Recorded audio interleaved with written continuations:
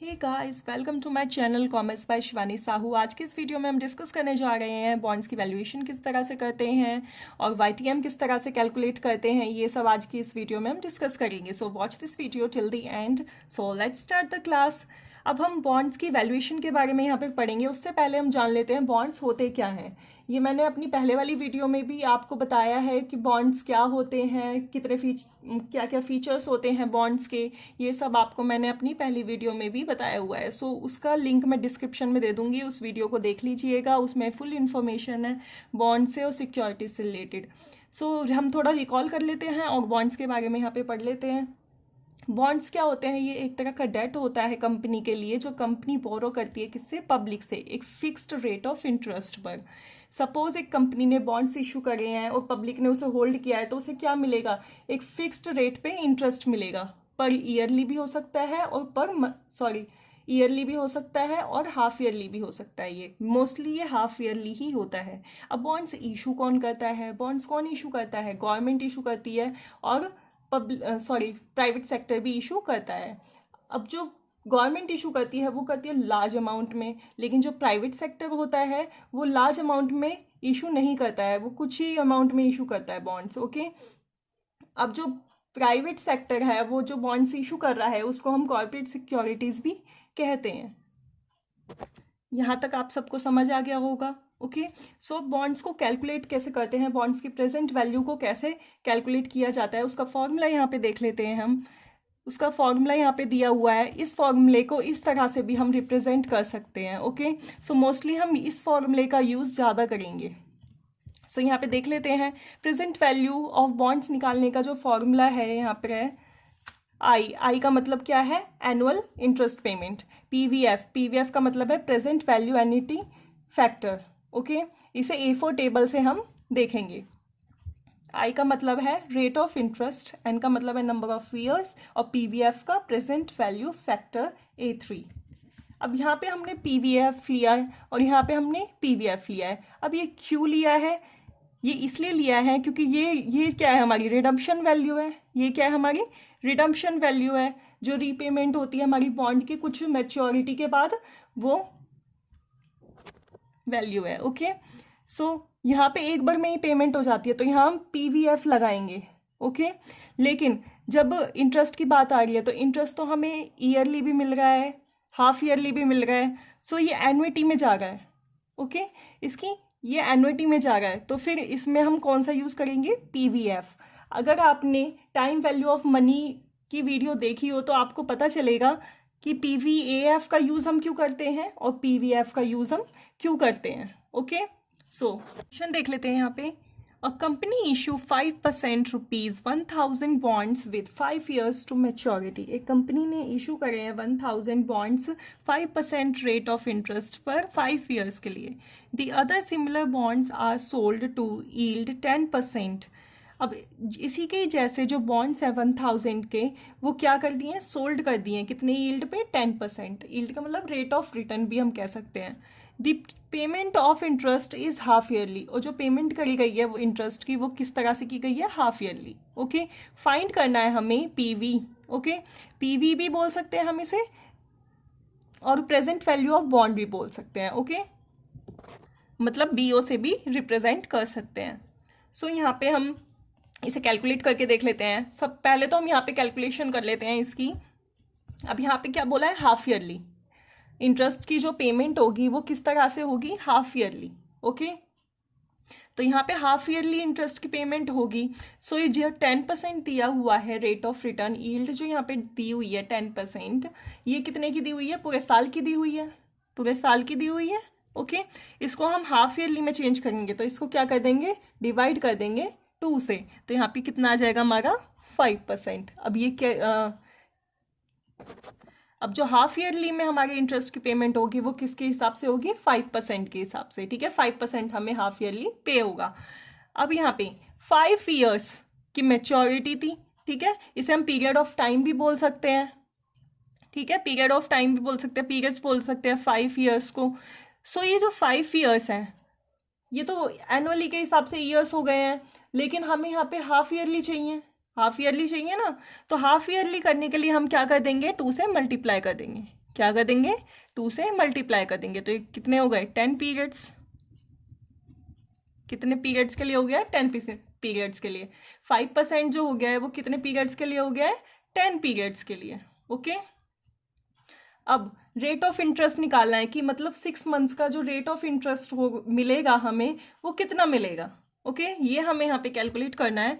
सो 1000 का 5%, लेकिन ये पूरे साल का निकलेगा, जो ये इंटरेस्ट निकलेगा ये पूरे साल का निकलेगा। तो कितना हो गया, 50। ओके, ये पूरे साल का है, लेकिन हमें किसका चाहिए, हाफ ईयरली का चाहिए। तो हाफ ईयरली का निकालने के लिए इसे 2 से डिवाइड कर देंगे। तो कितना हो गया, 25। ये हमारा क्या हो गया, half yearly rate of interest. अब यहाँ पे आगे हम कैलकुलेशन कैलकुलेशन करते हैं। अब पीरियड्स हमने यहाँ पे कैलकुलेट करे ही थे, कितने पीरियड्स थे, 10 पीरियड्स। पहले ये 5 पीरियड थे, लेकिन हाफ ईयरली इंटरेस्ट मिलने के बाद ये कितने हो गए, 10 पीरियड्स। सो 1 to 10 पीरियड्स यहाँ पे हम देखेंगे। और हाफ ईयरली हमें इंटरेस्ट कितना प्रोवाइड हो रहा है, 25। हाफ ईयरली जो हमें इंटरेस्ट मिल रहा है वो कितना मिल रहा है, 25 मिल रहा है। आफ्टर 10 पीरियड हमें कितने पैसे वापस मिलेंगे, कितने मिलेंगे, 1000। कितने रुपए वापस मिलेंगे, 1000 रुपीज हमें वापस मिलेंगे रिडम्पशन के टाइम पे। ओके, अब पीवीआईएफ यहाँ पे देख लेते हैं हम, इसे हम पीवीएफ भी बोलते हैं। ओके, तो पीवीआईएफ देख लेते हैं 5%। अब ये 5% कहाँ से आया है, कुछ बच्चों के मन में ये कंफ्यूजन होगी कि ये 5% कहाँ से आ गया है। सो ये 5% हमारा क्या है, यील्ड जो यहाँ पे हमने निकाला था। ओके, 5% हमारा है required rate of return. Okay, so इसी के बेस पे आर और एन के बेस पे, एन हमारा नंबर ऑफ पीरियड्स हो गया है। ओके, इन दोनों के बेस पे हम पीवीआईएफ हम कैलकुलेट करेंगे A3 टेबल से। ओके, ये A3 टेबल है, इसके हिसाब से हम पीवीएफ हम यहाँ पे कैलकुलेट करेंगे 5% पे। ओके, 5% पे कितने पीरियड्स के लिए हमें कैलकुलेट करना है, 10 पीरियड्स के लिए। ओके, सो 10 पीरियड्स तक की हमें कैलकुलेशन करनी है, यहाँ से 10 पीरियड्स तक के हमें कैलकुलेशन करनी है, इन सबको प्लस करना है। सो इन सबको हम ऐड ऑन कर लेते हैं। 0.9524 प्लस 0.9070 प्लस, तो ऐड करके हमारा क्या आ गया है, 7.722। ओके, अब 10 ईयर का देखेंगे, 10th पीरियड का देखेंगे हम। यहाँ पे 10th पीरियड का हमारा कितना है, 0.6139, 0.614 हम यहाँ पे लिख देंगे। ओके, राउंड ऑफ कर दिया है मैंने। अब इसको इससे मल्टीप्लाई कर दोगे, 25 जो हमारा कैश फ्लो निकल के आया है, इसको मल्टीप्लाई कर दोगे किससे, पीवीआईएफ से। सो 25 को हम मल्टीप्लाई कर देंगे किससे, 7.722। कितना आ गया हमारा, 193.05। अब 1000 को मल्टीप्लाई कर देंगे 0.614 से, 1000 मल्टीप्लाई 0.614, कितना आ गया आपका, 614। ओके, इसको ऐड ऑन कर लेंगे तो पॉइंट यही रहेगा, 05710 तो हमारी प्रेजेंट वैल्यू यहाँ पे क्या निकल कर आ गई है, 807.05। ये हमारी प्रेजेंट वैल्यू निकल कर आ गई है। अगर आपको दूसरे तरीके से फाइंड आउट करना है तो इसका एक फॉर्मूला भी है, जिसके हिसाब से आप इसे फाइंड आउट कर सकते हैं, जिसके अकॉर्डिंग से आप फाइंड आउट कर सकते हैं। ओके, इसका फॉर्मूला क्या है, अब मैंने वीडियो के स्टार्टिंग में ही आपको दिखा दिया था इसका क्या फॉर्मूला है। ओके, सो उसी फॉर्मूले को हम यहाँ पे अप्लाई करेंगे। सो बीओ का मतलब क्या हो गया, present value of bond.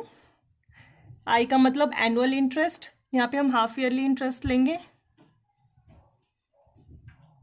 PVF, जिसको हम रेट ऑफ इंटरेस्ट और नंबर ऑफ ईयर्स के अकॉर्डिंग यहाँ पे कैलकुलेट करेंगे। RV, redemption of the period. PVF मतलब present value factor. Annual interest आपका कितना दिया हुआ है 25, सॉरी हाफ ईयरली इंटरेस्ट, और पीवीएफ यहाँ पे कैलकुलेट करेंगे। अब A4 टेबल में हम देखेंगे पीवीएफ की वैल्यू क्या है। रेट ऑफ रिटर्न हमारा कितना है यहाँ पे 5%, नंबर ऑफ पीरियड्स हमारे कितने हैं 10, इसके हिसाब से हम यहाँ पे पीवीएफ देखेंगे।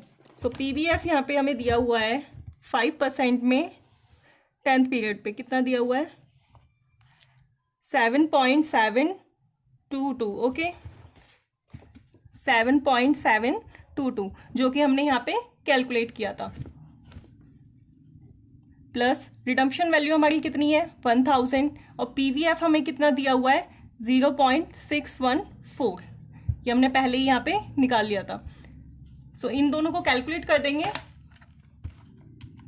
25 मल्टीप्लाई में 7.722 193.05 प्लस 1000 से इसको कैलकुलेट कर देंगे तो 614, इन दोनों को ऐड ऑन कर देंगे तो यहाँ पे आ जाएगा आपका 807.05, ये आपकी क्या आ गई है प्रेजेंट वैल्यू ऑफ बॉन्ड। सो इस फॉर्मूले से भी आप इसको सॉल्व कर सकते हैं, और बेसिक फॉर्म में आपको सॉल्व करना है तो इस तरह से भी आप इसे सॉल्व कर सकते हैं। ओके क्वेश्चन हम करेंगे यील्ड टू मैच्योरिटी का। ओके यील्ड टू मैच्योरिटी का क्वेश्चन करने से पहले हम ये समझ लेते हैं यील्ड टू मैच्योरिटी होती क्या है। वैसे ये मैंने आपको पहले भी वीडियो में बता दिया है, लेकिन इस वीडियो में मैं फिर से इसे डिस्कस कर लेती हूँ इस क्वेश्चन को करने से पहले। Okay so yield to maturity क्या होता है। सपोज आपने कोई बॉन्ड परचेज किया है, ओके और वो भी मार्केट प्राइस पर, अब उसे आपने मैच्योरिटी तक होल्ड करके रखा है, उसकी मैच्योरिटी जो होगी 5 साल भी हो सकते हैं 10 साल भी हो सकते हैं, उस मैच्योरिटी तक आपने होल्ड करके रखा है। अब उस पर जो आपको रिटर्न मिल रहा है एक फिक्स्ड रेट में जो आपको रिटर्न मिल रहा है उसी को ही हम क्या बोलते हैं yield to maturity YTM। Okay I hope आप सबको समझ आ गया होगा। अब हम क्वेश्चन रीड कर लेते हैं। X limiteds bond of ₹10,000 bearing coupon rate. अब 10,000 के बॉन्ड्स हैं जिसका कूपन रेट क्या है 11%, एंड ये रिडीमेबल होंगे कितने साल बाद 8 साल बाद। ओके आफ्टर 8 years इसका रिडम्पशन होगा। Is currently selling for 10,700। अभी अगर हम इसे सेल करते तो इसकी जो मार्केट प्राइस है वो क्या है 10,700। Find out the YTM of a bond, तो हमें YTM इसका फाइंड आउट करना है। ओके अब यहाँ पे जो इसकी पार वैल्यू है बॉन्ड की वो कितनी है 10,000 की, जिसपे हमें कूपन रेट मिल रहा है 11%। अब यहाँ पे जो इसका मार्केट प्राइस हो गया है वो बहुत ज्यादा हो गया है, मतलब प्रीमियम पे हो गया है, तो हम यहाँ पे क्या करेंगे इसकी जो रेट है इसको कम करेंगे, 10% करेंगे, तभी हम यहाँ तक पहुंच पाएंगे। एक बार हम इसे कम करके देख लेते हैं। सो यहाँ पे हम रिक्वायर्ड रेट ऑफ रिटर्न यहाँ पे लेते हैं हम first, required rate of return, ये यहाँ पर हम एज्यूम कर रहे हैं कितना 10%, क्योंकि हमें इस अमाउंट को बढ़ाना होगा, तो इसके लिए हमें जो ये इसका कूपन रेट है इसको कम करना होगा। ओके अब यहाँ पे हम फॉर्मूला लगाते हैं प्रेजेंट वैल्यू निकालने के लिए। फॉर्मूला क्या होगा investment annual payment PVAF and plus करेंगे इसमें रिडम्पशन वैल्यू और PVF। ओके अब इसका जो इंटरेस्ट है वो कितना आ रहा है, कूपन रेट से कितना इंटरेस्ट आ रहा है, कितना आ रहा है 1100 इंटरेस्ट आ रहा है यहाँ पे। ओके PVF हम यहाँ पे निकालेंगे तो इसका रिक्वायर्ड रेट ऑफ रिटर्न हमने कितना लिया है 10%, तो यहाँ पे 10% पे कितने नंबर ऑफ ईयर्स के लिए 8, इसके हिसाब से हम इसका PVAF निकालेंगे। तो A4 टेबल में हम देख लेते हैं। A4 टेबल में हम देखेंगे 10% पे, यहाँ पे देख लेते हैं 10% पे कितने ईयर्स का हमें देखना है, कितने ईयर्स का हमें देखना था 8 ईयर्स का। ओके 10% पे 8 ईयर्स का, तो कितना आ गया यहाँ पे 5.3349,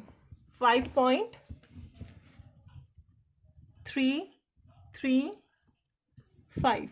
ओके, अब रिडम्पशन वैल्यू हमारी कितनी है यहाँ पे?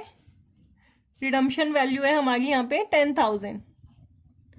पीवीएफ इसी तरह से हम देख लेंगे 10% का 8 ईयर्स के लिए। तो पीवीएफ हम यहाँ पे देख लेते हैं कितना आएगा पीवीएफ। तो इसका पीवीएफ आएगा 0.467। ओके, ये इसका पीवीएफ आएगा। अब इसको हम कैलकुलेट कर लेंगे। कैलकुलेट कर लेते हैं। 1100 मल्टीप्लाई में 5.335 कितना आया? 5868.5 प्लस 10,000 को कर लेते हैं 0.467 से, कितना आ गया? 4670। ओके, इन दोनों का एड ऑन कर लेते हैं प्लस 5868। अब यहाँ पे आपका कितना आ गया है? 10,538.5। ये वैल्यू आपकी यहाँ पे निकल कर आई है। अब ये वैल्यू जो हमारी निकल कर आई है ये इससे कम है। अब जो हमारी प्रेजेंट वैल्यू यहाँ पे निकल कर आई है वो अभी भी कम है, अभी भी कम है इस अमाउंट से जो इसका मार्केट प्राइस है। तो अब इसको ज्यादा करने के लिए हम क्या करेंगे? रिक्वायर्ड रेट ऑफ रिटर्न है वो 1% और कम कर देंगे, यहाँ पे 9% लेके देखेंगे। ओके, जब हम इसे कम करेंगे तो ये क्या होगी? ज्यादा हो जाएगी प्रेजेंट वैल्यू। सो यहाँ पे हम secondly required rate of return assume करते हैं,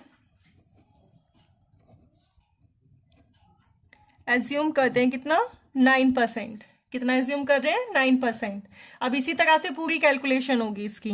प्रेजेंट वैल्यू हम यहाँ पे निकालेंगे, सेम यही फॉर्मूला होगा।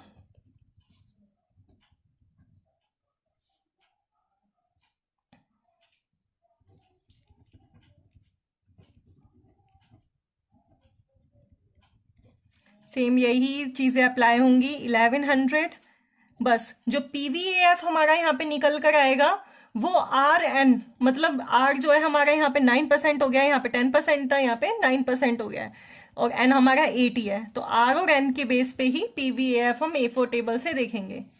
तो देख लेते हैं।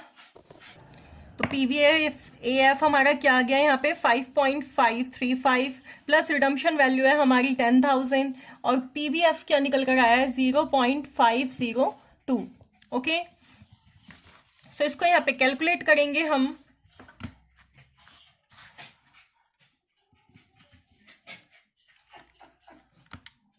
$1100 मल्टीप्लाई में 5.535 कितना आ गया आपका? 6088.5 प्लस कर देंगे 10,000 मल्टीप्लाई में 0.502 कितना आ गया? 5020। इन दोनों को प्लस कर देंगे अब 6088.5। यहाँ पे आपका कितनी वैल्यू आ गई है? 11,108.5। ओके, अब ये वैल्यू निकल कर आई है, लेकिन ये जो वैल्यू है ये हमारी ज्यादा है किससे? 10,700 से, मार्केट प्राइस से ज्यादा आ रही है। तो इन दोनों का डिफरेंस देखेंगे हम यहाँ पे, इन दोनों का डिफरेंस देखेंगे कि कितना डिफरेंस आ रहा है। तो इसमें डिफरेंस कितना आ रहा है? 570 का डिफरेंस आ रहा है। ठीक है, 10% पे जो हमारी वैल्यू थी वो कितनी थी? 10,538.5। 9% पे जो हमारी वैल्यू थी वो कितनी थी? 11,108 प्लस 0.5। अब इन दोनों के बीच का जो डिफरेंस आ रहा है, यहाँ पे 1% का डिफरेंस था, 1% का डिफरेंस आ रहा है, और यहाँ पे जो डिफरेंस आ रहा है वो कितने का आ रहा है? 570 का। ठीक है, अब हमें कितना और चाहिए कि ये अमाउंट निकल कर आ जाए 10,700। ओके, मार्केट प्राइस ये आ जाए जो कि 11% कूपन रेट पे था, सॉरी 11% तो 10,000 के लिए था, इसका तो हमें निकालना है रिक्वायर्ड रेट ऑफ रिटर्न। ठीक है, सो यहाँ पे देख लेते हैं हम 9% जो हमारा निकल के आया है उसमें और जो ये मार्केट प्राइस हमें दिया हुआ है इसमें कितना डिफरेंस है। 11,108.5 यही निकल कर आया है। इसमें से माइनस कर देंगे 10,700 को, तो कितने का डिफरेंस है, 408.5 का।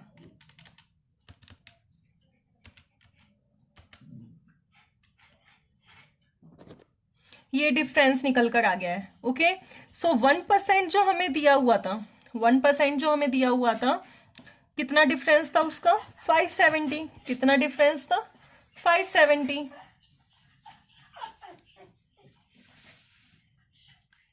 ओके, 570 था डिफरेंस। अब जो हमें निकालना है 408.5, तो कितना परसेंट होगा। ठीक है, ये हमें नहीं पता ये कितने परसेंट की वैल्यू यहाँ पे दी हुई है, तो यहाँ पे क्रॉस मल्टीप्लाई कर देंगे। 408.5 मल्टीप्लाई 1% डिवाइड बाय 570। अब इसको डिवाइड कर देंगे, कितना आ जाएगा,